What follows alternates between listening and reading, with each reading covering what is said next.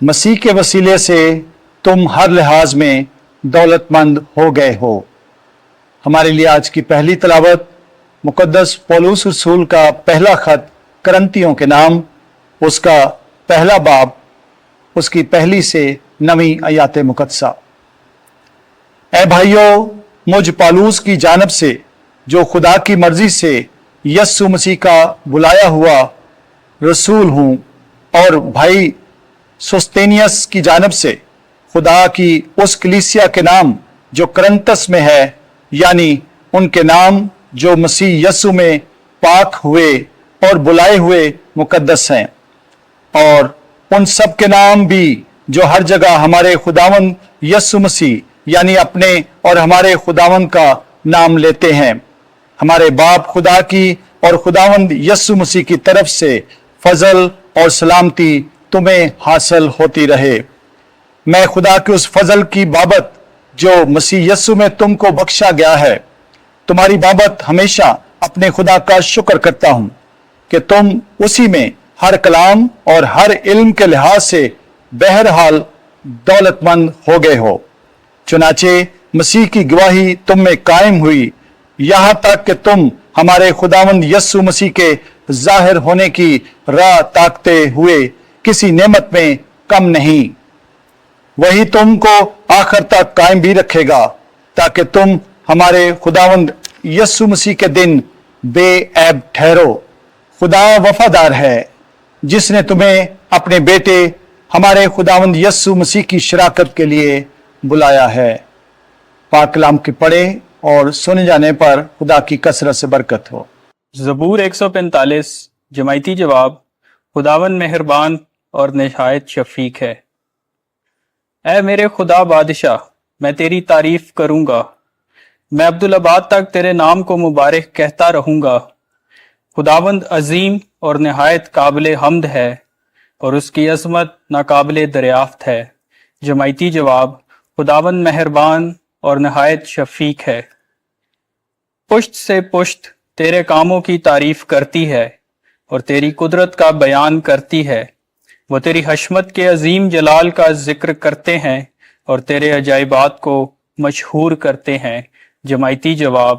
خداوند مہربان اور نہایت شفیق ہے، اور تیرے محیب کاموں کی قدرت کی باتیں کرتے ہیں اور تیری عظمت بیان کرتے ہیں۔ وہ تیرے عظیم احسان کی تعریف اور تیرے عدل کی بابت خوش الحانی کرتے ہیں۔ جماعتی جواب۔ خداوند مہربان اور نہایت شفیق ہے۔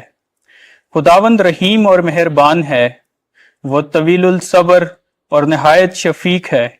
خداوند سب پر کریم ہے اور اپنی تمام مصنوعات پر مہربان ہے۔ جماعتی جواب۔ خداوند مہربان اور نہایت شفیق ہے۔ خداوند آپ کے ساتھ ہو۔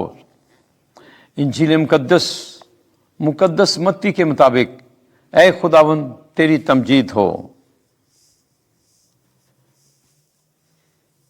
24واں باب 42ویں آیت سے لے کر 51ویں آیت تک۔ تیار رہو۔ ایک دن یسوع نے اپنے شاگردوں سے کہا، جاگتے رہو، کیونکہ تم نہیں جانتے کہ تمہارا خداوند کس دن آئے گا۔ لیکن یہ تم جانتے ہو کہ اگر مال کے مکان کو معلوم ہوتا کہ کس گھڑی چور آئے گا تو البتہ جاگتا رہتا اور اپنے گھر میں نقب لگانے نہ دیتا۔ اس لیے تم بھی تیار رہو، کیونکہ جس گھڑی تمہیں گمان بھی نہ ہوگا ابن انسان آ جائے گا۔ پس وہ وفادار اور ہوشیار غلام کون ہے جسے اس کے آقا نے اپنے گھرانے کے لیے مقرر کیا تاکہ وقت پر ان کو کھانا کھلائے؟ مبارک ہیں وہ غلام جسے آقا آ کر یوں ہی کرتا پائے۔ میں تم سے سچ کہتا ہوں کہ وہ اسے اپنے سب مال کا مختار کر دے گا۔